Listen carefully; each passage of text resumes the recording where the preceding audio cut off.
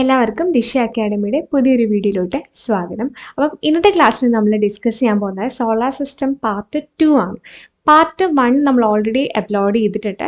കണ്ടിട്ടില്ലാത്തവർ ഉറപ്പായിട്ടും solar system 1 കണ്ടതിന് ശേഷം മാത്രം ഇത് കാണുക. കാരണം കുറേ ഇമ്പോർട്ടൻ്റ് ആയിട്ടുള്ള കാര്യങ്ങൾ നമ്മളവിടെ ഓൾറെഡി പറഞ്ഞു കഴിഞ്ഞു. അപ്പം ഇപ്പം നമ്മൾ സോളാർ സിസ്റ്റം 2 ഞാനൊന്ന് ഇൻട്രൊഡക്ഷൻ ഒന്നുകൂടെ പറയാം. നമ്മൾ ജോഗ്രഫിയിൽ വളരെ ഇമ്പോർട്ടൻ്റ് ആയിട്ടുള്ളൊരു ടോപ്പിക്കാണ് ഈ സോളാർ സിസ്റ്റം എന്ന് പറയുന്നത്. സോളാർ സിസ്റ്റം എന്ന് പറയുന്നത് സണ്ണ് സെൻറ്റർ ആയിട്ടുള്ള, അതായത് ഹീലിയോ സെൻട്രിക് ആയിട്ടുള്ള ഒരു കൺസെപ്റ്റാണ്. സണ്ണ് സെൻറ്ററിലാണ്.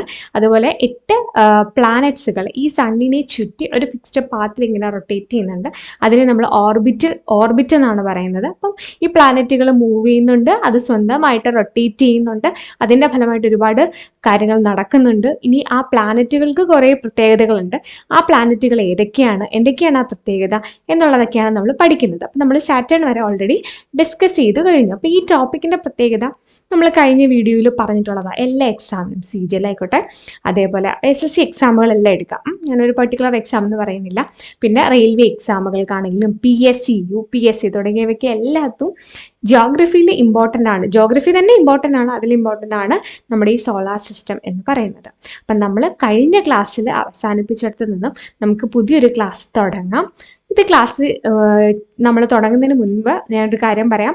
SSC CGLും അതേപോലെ തന്നെ ഗ്രൂപ്പ് ഡിയുടെ എക്സാമിൻ്റെ നോട്ടിഫിക്കേഷനും വന്നിട്ടുണ്ട്. അപ്പം നമുക്ക് പഠിക്കാൻ ഒരു കൺഫ്യൂഷനുണ്ട്, എവിടെ തുടങ്ങണം, എങ്ങനെ തുടങ്ങണം എന്ന് കൺഫ്യൂഷനുള്ള കുട്ടികളാണെങ്കിൽ നിങ്ങളൊരു കോഴ്സ് പർച്ചേസ് ചെയ്യുന്നത് എന്തുകൊണ്ടും, ഇപ്പോൾ നിങ്ങൾക്കൊരു ഓഫ്ലൈൻ ബാച്ചിൽ പോയിരുന്ന് പഠിക്കാൻ സമയം കിട്ടുന്നില്ല, നിങ്ങൾ വർക്കിംഗ് ആണ് അല്ലെങ്കിൽ നിങ്ങൾ സ്റ്റുഡൻ്റ് ആണ്, അങ്ങനെ ഒരു സാഹചര്യത്തിൽ നിങ്ങൾക്ക് ഒരു ഓൺലൈൻ ക്ലാസ് ചൂസ് ചെയ്യണം എന്നുണ്ടെങ്കിൽ ദിശ അക്കാഡമി 2 ഓൺലൈൻ കോഴ്സുകൾ പ്രൊവൈഡ് ചെയ്യുന്നുണ്ട്.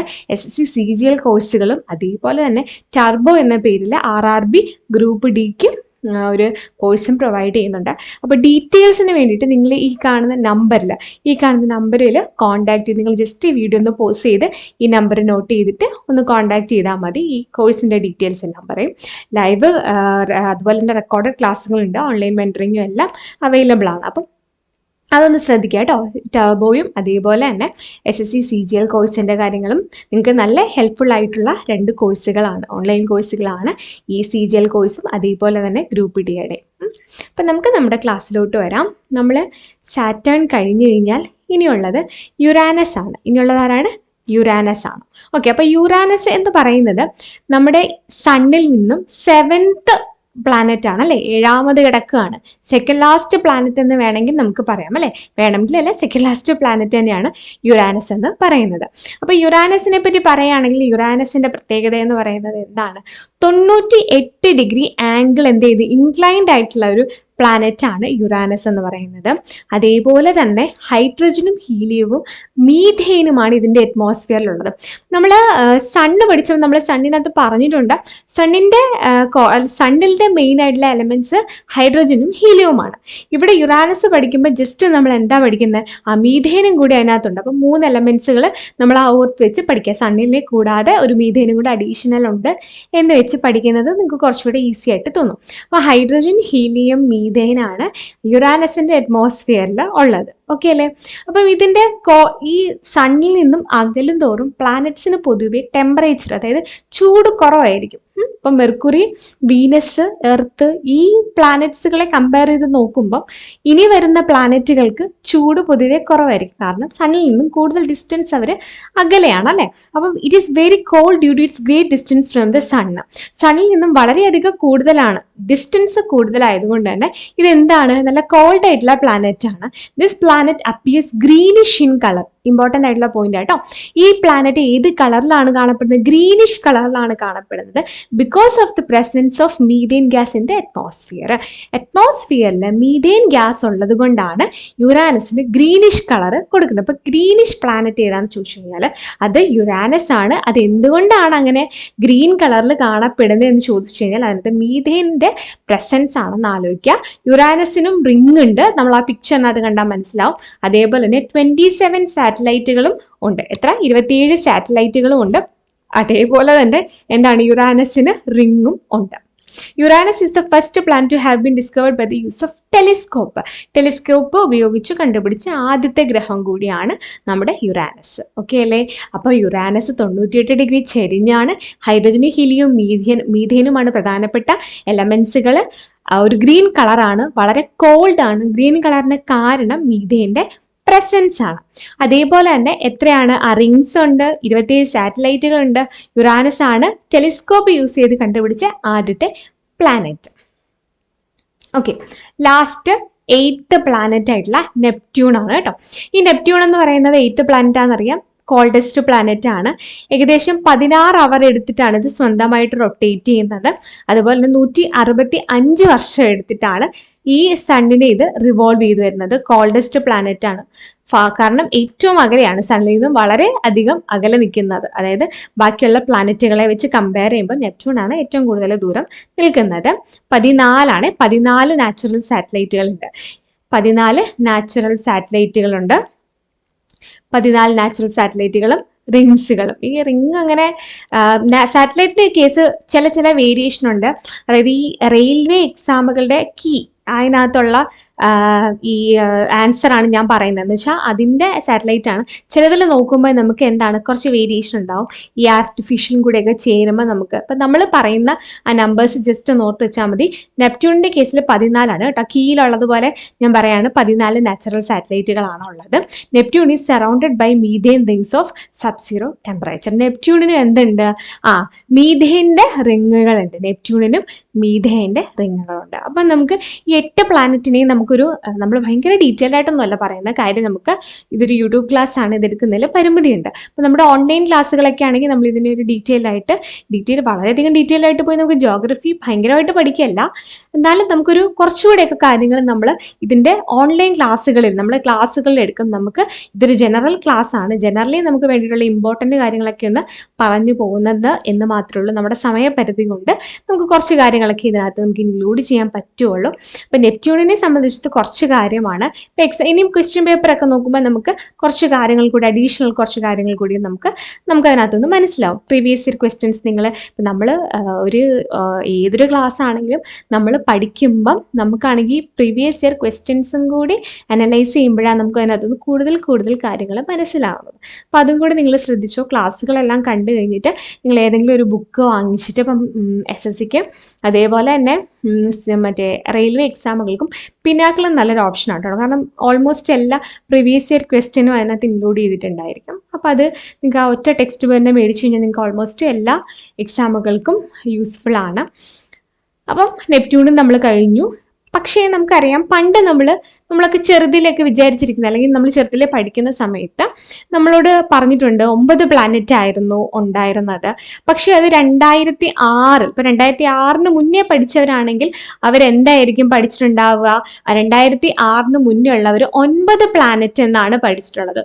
9 പ്ലാനറ്റ് എന്നായിരുന്നു പഠിച്ചുകൊണ്ടിരിക്കുന്നത്. എന്നാൽ 2006 ശേഷം പ്ലൂട്ടോ എന്ന് പറയുന്ന ഒരു പ്ലാനറ്റും നമ്മൾ കൺസിഡർ ചെയ്ത ആളെ നമ്മൾ അതിനകത്ത് നിന്ന് റിമൂവ് ചെയ്തിട്ടുണ്ട്. 2006 പ്ലൂട്ടോ ഇപ്പോൾ ഡ്വാർഫ് പ്ലാനറ്റിനകത്താണ് വരുന്നത്. പ്ലൂട്ടോ വരുന്നത്. അപ്പോൾ പ്ലൂട്ടോ ഇല്ല. ഡ്വാർഫ് പ്ലാനറ്റ്സിനെ പറ്റി നമുക്ക് പഠിക്കണം അല്ലേ? ഡ്വാർഫ് പ്ലാനറ്റ്സ് എന്ന് പറഞ്ഞു കഴിഞ്ഞാൽ പ്ലാനറ്റ്സുകളുടെ അത്രയും സൈസ് ഇല്ല, ടൈനിയാണ്. പ്ലാനറ്റുകളുടെ ഷേപ്പ് ഉണ്ട്, സ്വന്തമായിട്ട് ഗ്രാവിറ്റി ഉണ്ട്. പക്ഷേ അതിൻ്റെ പാത്ത് മറ്റുള്ളവരെ എന്ത് ചെയ്യുന്നുണ്ട്? മറ്റുള്ളവരിൽ ഓവർലാപ്ഡ് ആയിട്ടുള്ള പാത്തായിരിക്കും. മറ്റുള്ളവരുടെ ഓവർലാപ്പ് ചെയ്തു മറ്റുള്ളവരുടെ പാത്തിലോട്ട് ഇത് കയറി കഴിഞ്ഞു കഴിഞ്ഞാൽ അതിന് നമുക്ക് എന്തെന്ന് പറയാൻ പറ്റില്ല, ഫുള്ളി ഒരു പ്ലാനറ്റ് എന്ന് പറയാൻ പറ്റില്ല. ഡ്വാർഫ് പ്ലാനറ്റുകളാണ്. പൊതുവെ പ്ലാനറ്റുകളെ സംബന്ധിച്ചിടത്തോളം ടൈനിയാണ്. ഡ്വാർഫ് പ്ലാനറ്റുകൾ കുറച്ച് ടൈനിയാണ്. ഡ്വാർഫ് എന്ന് പറഞ്ഞാൽ തന്നെ ചെറുത് അല്ലേ? ഡ്വാർഫ് എന്ന് പറഞ്ഞാൽ ടൈനി പ്ലാനറ്റ്സുകളാണ്. സോളാർ സിസ്റ്റത്തിലുള്ള സെലസ്റ്റിയൽ ബോഡിയാണ്. സണ്ണിന് ചുറ്റും ഓർബിറ്റ് ചെയ്യുന്നുണ്ട്. ഇതിന് weighing for the self gravity. അതേപോലെ റൗണ്ട് ഷേപ്പാണ്, നിയർലി റൗണ്ട് ഷേപ്പ് ആയിരിക്കും. ഇങ്ങനെയുള്ളവരെ ഡ്വാർഫ് പ്ലാനറ്റ് എന്ന് പറയുന്നു. ഡെഫിനിഷൻ ഇങ്ങനെയാണ്: dwarf planets are tiny planets in our solar system. Any celestial body orbiting around the sun weighing for the self gravity and nearly be round in shape is called dwarf planet. ഇനി it should not be satellite of any planet. അതും important ആണ്. മറ്റൊരു പ്ലാനറ്റിന്റെ satellite ആയി കൂടാ, സ്വന്തമായിട്ടൊരു existence ഉണ്ട് ഇവർക്ക്. ഇനി ഡ്വാർഫ് പ്ലാനറ്റ്, 5 ഇമ്പോർട്ടൻ്റ് ആയിട്ടുള്ള ഡ്വാർഫ് പ്ലാനറ്റ് നമുക്ക് പഠിക്കാനുണ്ട്. 5 ഡ്വാർഫ് പ്ലാനറ്റിനുള്ള സെറീസ്, പ്ലൂട്ടോ, ഹൊയ്മ, അതുപോലെ മാക്കമേക്കെ, എറിസ്. ഇതാണ് നമ്മുടെ ഡ്വാർഫ് പ്ലാനറ്റ് എന്ന് പറയുന്നത്. ഹ്യൂമ, മാക്കമേക്കെ, എറിസ്, പ്ലൂട്ടോ, സിറീസ. ഇതിൽ എറിസ് ലാർജസ്റ്റ് ആണ്. അതേപോലെ തന്നെ സിറീസ് എന്ന് പറഞ്ഞാൽ എന്താണ്? സ്മോളസ്റ്റ് ആണ് കേട്ടോ. സ്മോളസ്റ്റ് സാറ്റലൈറ്റ്, ലാർജസ്റ്റും സ്മോളസ്റ്റും സാറ്റലൈറ്റുകളാണ്. ഇനി ഇപ്പം ഇത് ഇമ്പോർട്ടൻ്റ് ആയിട്ടുള്ള കുറച്ച് കാര്യമാണ് നമ്മൾ എന്താണ് ഡ്വാർഫ് പ്ലാനറ്റിനെ സംബന്ധിച്ചിടത്തോളം. Next asteroides. നമ്മൾ ഈ സോളാർ സിസ്റ്റത്തിൽ പ്ലാനറ്റ്സ് അതുപോലെ ഡ്വാർഫ് പ്ലാനറ്റ്സ് ഉണ്ട്, ആസ്റ്ററോയിഡ്സ് ഉണ്ടെന്നൊക്കെ പറഞ്ഞില്ലേ. ആസ്റ്ററോയിഡ്സിനെ പറ്റി ജസ്റ്റ് പറയാം. ചെറിയ ചെറിയ റോക്കി സെലസ്റ്റിയൽ ബോഡീസിനാണ് ആസ്റ്ററോയിഡ്സ് എന്ന് പറയുന്നത്. സണ്ണിനെ ചുറ്റുന്നുണ്ട്, ഇവരും സണ്ണിനെ ചുറ്റുന്നുണ്ട്, ഈ പ്ലാനറ്റുകളൊക്കെ പോലെ തന്നെ. അതുതന്നെയാണ് ഇവരെ മൈനർ പ്ലാനറ്റ്സ് എന്ന് അറിയപ്പെടുന്നത്. അപ്പോൾ ആസ്റ്ററോയിഡ്സ് ചെറിയ പാറകഷ്ണങ്ങളാണ്, സെലസ്റ്റിയൽ ബോഡീസ് ആണ്. മൈനർ പ്ലാനറ്റ്സ് എന്നും, ചെറിയ പ്ലാനറ്റ് എന്ന് പറയുമ്പോൾ നമ്മൾ കമ്പയർ ചെയ്യുന്നത് പ്ലാനറ്റ്സുമായിട്ട് ആകുമ്പോഴാണ് ഇത് ചെറുത് വരുന്നത് കേട്ടോ. വളരെ ചെറുതുമുണ്ട്. ലാർജർ ആസ്ട്രോയിഡ്സിനെ നമ്മൾ പ്ലാനറ്റോയിഡ്സ് എന്നും പറയും. ഒരുപാട് വലിയ ആസ്റ്ററോയിഡ്സിനെ പ്ലാനറ്റോയിഡ്സ് എന്ന് പറയും. ഇത് ശരിക്കും എന്താണ്? മാർസിന്റെയും ജൂപ്പിറ്ററിന്റെയും ഇടയിലുണ്ട്. അപ്പൊ അങ്ങനെ കാണപ്പെടുന്ന നമ്മുടെ മാർസിന്റെയും ജൂപ്പിറ്ററിന്റെയും ഇടയിൽ കാണപ്പെടുന്ന ആസ്റ്ററോയിഡ് ബെൽറ്റ് എന്നാണ് പറയുന്നത്. Asteroid belt. ചില ആസ്ട്രോയിഡിന്റെ സൈസ് 100 കിലോമീറ്റർ വരെയൊക്കെ ഉണ്ടാവാം. ചിലതിന്റെ സൈസ് ചെറിയ ചെറിയ പാറകഷ്ണങ്ങളുടെ പെബിൾസിന്റെ ഒക്കെ അത്രേ ഉള്ളൂ. അത് വേരി ചെയ്യും. അപ്പം ആസ്ട്രോയിഡ് ബെൽറ്റ് കാണുന്നത് ജൂപ്പിറ്ററിനും മാർസിന്റെയും ഇടയിലായിരിക്കും കേട്ടോ. ആസ്ട്രോയിഡ് ബെൽറ്റ് എവിടെയാണ് കാണപ്പെടുന്നത്? ജൂപ്പിറ്ററിന്റെയും മാർസിന്റെയും ഇടയിലായിരിക്കും. ഇനി അടുത്തത് കോമറ്റ്സ് അല്ലെങ്കിൽ വാൽനക്ഷത്രങ്ങൾ എന്ന് പറയും. ശരിക്കും ഇത് സണ്ണിനെ ഇങ്ങനെ ചുറ്റി കറങ്ങുന്നത്. കോമറ്റ്സ് ഒരു ഗ്രീക്ക് വാക്കാണ്. ഹെയർഡ് സ്റ്റാർ എന്നുള്ള ഇതിൽ നിന്നാണ് നമ്മൾ കോമറ്റ്സ് വന്നത്. ഗ്രീക്ക് പദം കോമറ്റിന്റെ മീനിങ് ഹെയർഡ് ആയിട്ടുള്ള സ്റ്റാർ എന്നാണ്. അപ്പം ഇതറിയാലോ, വാൽനക്ഷത്രം ഇങ്ങനെ പോകുന്നത് കൊമറ്റ്സുകളാണ്. ഇതിന്റെ ഓർബിറ്റ്സ് ഇറഗുലർ ആണ്. Sometimes they get very close. അടുത്ത് വരുന്നതിന് നമ്മൾ പെരിഹീലിയോൺ എന്നാ പറയുന്നത്. പെരിഹീലിയോൺ എന്ന് പറയുന്നത് സണ്ണിനോട് അടുത്ത് വരുന്നതിന് പെരിഹീലിയോൺ എന്നും, സണ്ണിൽ നിന്ന് അകന്നു പോകുന്നതിന് അപ് ഹീലിയോൺ എന്നുമാ പറയുന്നത്. അപ്പൊ ഇത് സണ്ണാണെന്നുണ്ടെങ്കിൽ സണ്ണിലോട്ട് വരുന്നതിന് അടുത്ത് വരുന്നതിന് നമ്മൾ പെരിഹീലിയൻ എന്ന് പറയും. പെരിഹീലിയൻ എന്ന് പറയും. ഹീലിയോൺ, പെരിഹീലിയോൺ. സണ്ണിൽ നിന്ന് അകന്നു പോകുന്നതിന് നമ്മൾ അപ് ഹീലിയോൺ എന്നും പറയും. അപ് ഹീലിയോൺ എന്നും പറയും. ഓക്കെ, അങ്ങനെ 2 ടൈപ്പ് ഓഫ് കൊമറ്റ്സുകൾ ഉണ്ട്. ഇത് ശരിക്കും ജനറലി കാണപ്പെടുന്നത് ക്യൂപ്പർ ബെൽറ്റിലാണ് കേട്ടോ. ക്യൂപ്പർ ബെൽറ്റിലാണ് ഇത് കാണപ്പെടുന്നത്. ഇത് ഈ ആസ്ട്രോയിഡ് ബെൽറ്റ്, ക്യൂപ്പർ ബെൽറ്റ് ഒക്കെ നമ്മൾ ഇമ്പോർട്ടൻ്റ് ആണ് കേട്ടോ. ഈ പേരുകളൊക്കെ ഒന്ന് പഠിച്ചു വെക്കണം. കാരണം ഈ ക്യൂപ്പർ ബെൽറ്റിലാണ് നമ്മുടെ പ്ലൂട്ടോ എന്ന് പറയുന്ന പ്ലാനറ്റ് ഉള്ളത്. പ്ലൂട്ടോ എന്ന് പറയുന്ന ഡ്വാർഫ് പ്ലാനറ്റ് ഉള്ളത്. അപ്പൊ these are generally found in the travel towards sun. സണ്ണിനോട് അടുത്താണ് ഇത് കാണപ്പെടുന്നത്, കൊമറ്റ്സ് ആണത്. ഇനി നമുക്ക് ഒരു കോമറ്റിന്റെ കാര്യം ജസ്റ്റ് ഓർത്തിക്കണം. അത് ഹാലീസ് കോമറ്റ് ആണ്. ഇവിടെ ജസ്റ്റ് ഒരു ഫിഗർ കൊടുത്തിട്ടുണ്ട് കേട്ടോ. ഒരു കോമറ്റ് ജസ്റ്റ് അറിയാം, കണ്ടിട്ടില്ലാത്തവർക്ക് ജസ്റ്റ് ഒന്ന് കാണാൻ വേണ്ടിയിട്ടാണ് ഈ ഫിഗർ ഇവിടെ കൊടുത്തിരിക്കുന്നത്. ബെസ്റ്റ് നോൺ കോമറ്റ് ആണ് ഹാലീസ് കോമറ്റ്. ഈ ഹാലീസ് കോമറ്റിന്റെ പ്രത്യേകത എന്ന് പറഞ്ഞാൽ 76 വർഷങ്ങൾക്ക് ഒരിക്കൽ മാത്രമേ നമുക്ക് ഇവരെ കാണാൻ പറ്റുള്ളൂ. ഹാലീസ് കോമറ്റിനെ കാണാൻ പറ്റുള്ളൂ. ഇത് ലാസ്റ്റ് വന്നത് 1986 ആണ്. ഇനി 76 വർഷങ്ങൾക്ക് ശേഷമാണ് ഇവരെ എന്ത് ചെയ്യാൻ പറ്റുള്ളൂ? കാണാൻ പറ്റുള്ളൂ. അപ്പം 2060 മറ്റോ ആയിരിക്കും ഇനി ഇത് വരുന്നത്. ബെസ്റ്റ് നോൺ കോമറ്റ് ആണ് ഹാലീസ് കോമറ്റ്. അപ്പം ഈ കോമറ്റുകൾ പഠിക്കുമ്പോൾ ഹാലീസ് കോമറ്റിനെ മറക്കാതിരിക്കാൻ. ലാസ്റ്റ് അത് കണ്ടത് 1986 എന്നുള്ള കാര്യം കൂടി ഓർത്ത് വെക്കുക കേട്ടോ. മെറ്റീരിയോയിഡ്സ് എന്ന് പറയുന്നത് ആക്ച്വലി ഈ ചില റോക്സിന്റെ കഷ്ണങ്ങളാണ് മെറ്റീരിയോയിഡ്സ് എന്ന് പറയുന്നത്.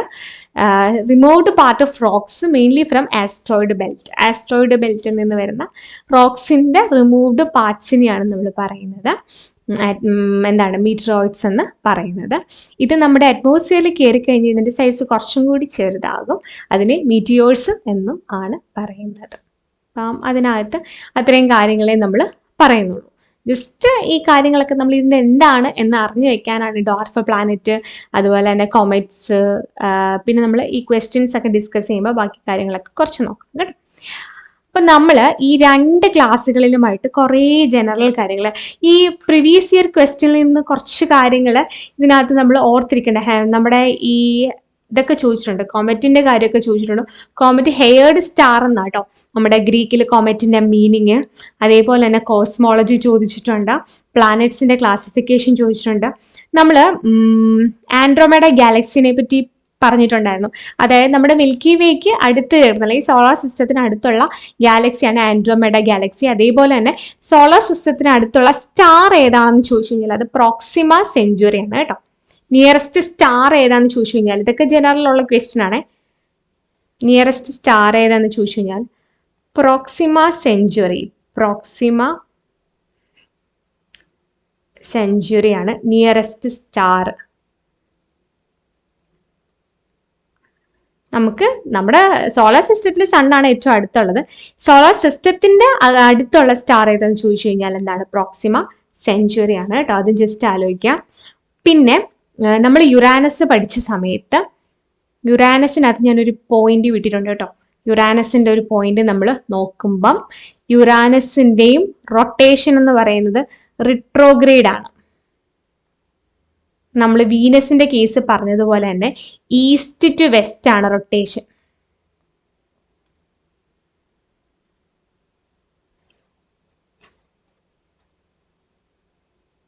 റൊട്ടേഷൻ എന്താണ്? ഈസ്റ്റ് ടു വെസ്റ്റ് റൊട്ടേഷൻ ആണ്.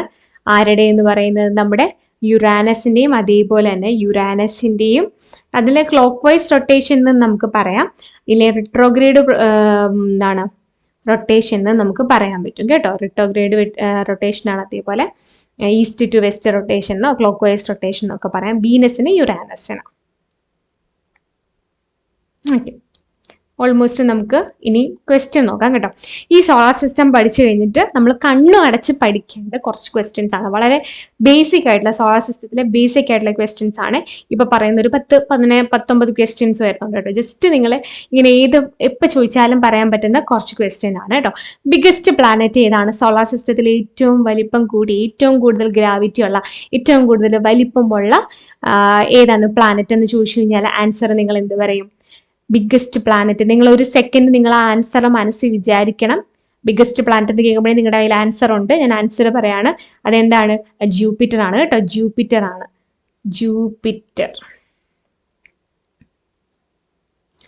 ജൂപ്പിറ്റർ ആണ് എന്തെന്ന് പറയുന്നത്?